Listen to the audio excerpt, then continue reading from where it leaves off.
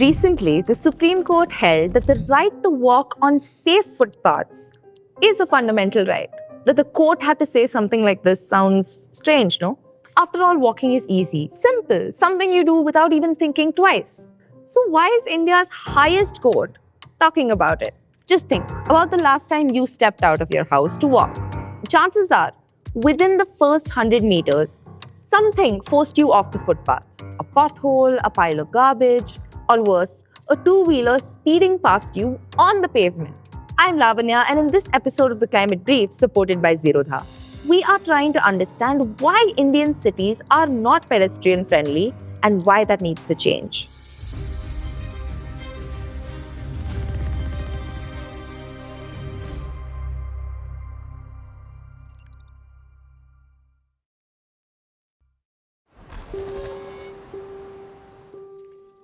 For many of us, walking means stepping out for an evening stroll, grabbing groceries, or walking from the parking lot to a restaurant.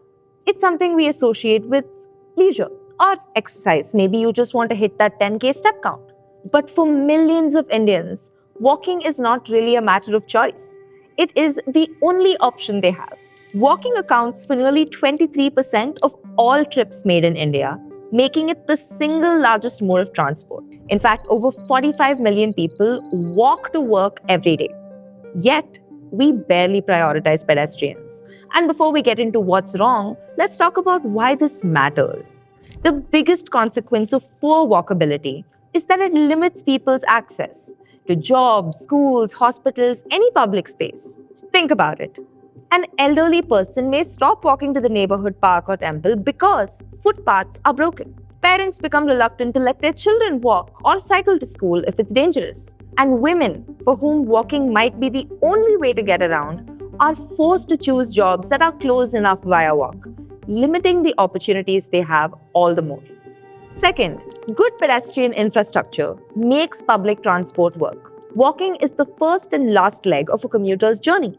If reaching a bus stop or a metro station feels unsafe or inconvenient, people are far more likely to opt for their two-wheelers or their four-wheelers. Mumbai's Bandra Kurla complex is a perfect example. While a metro now connects to BKC, the uncomfortable walk from stations to offices means that a lot of people are still hesitant to use it. Third, it's a road safety issue. Today, 1 in every 5 people who dies on Indian roads is a pedestrian. And between 2015 to 2024, pedestrian deaths rose by 163%. Lastly, this is a climate story. Walking is the cleanest form of transport. But when streets are designed around cars instead of people, even short trips that could be walked end up being made by autos or cars. Poor footpaths lead to more private vehicles, more congestion, weaker public transport, and ultimately, more pollution. So when walking is so important, why have our cities made it so difficult? Walk through almost any major city, Delhi, Mumbai, Bengaluru, Chennai, and you will realize that walking feels less like an activity and more like a game where you're fighting for space and sometimes even your life. In most cases, footpaths are non-existent, and even when they do exist, they can be too narrow. Most footpaths are barely wide enough for one person, forcing everyone else onto the road. They're cracked, uneven, poorly maintained, with missing slabs, open drains, and exposed utility lines, forcing you to watch every step you take. Footpaths are often encroached, becoming parking lots or taken over by street hawkers. The problem isn't that these vendors exist.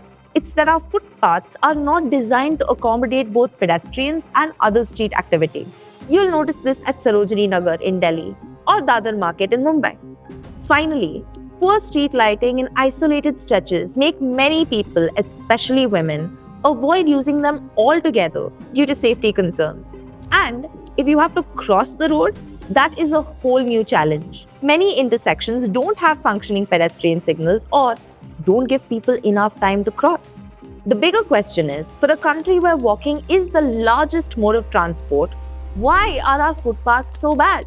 The simple answer is that India's cities grew. We chose to design them around vehicles instead of people. Development came to mean wider roads, bigger flyovers, and faster moving traffic, while pedestrian infrastructure became an afterthought.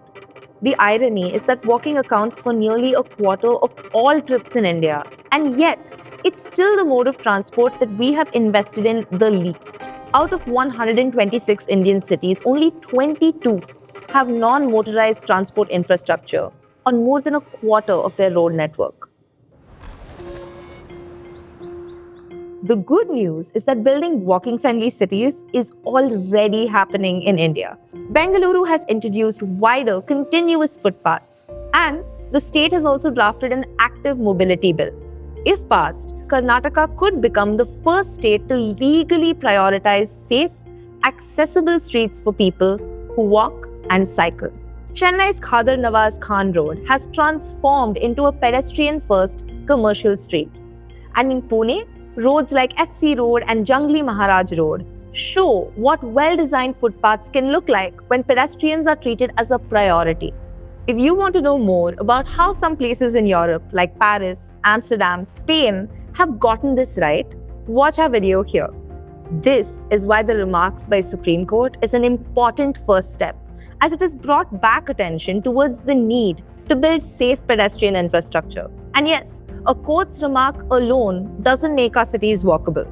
The bigger shift has to happen in how we think about mobility itself. For decades, we've treated walking as something you do only if you can't afford a vehicle. Changing this means ensuring citizens value public spaces, governments invest in better street design, and leaders have the imagination to build cities prioritizing pedestrians too.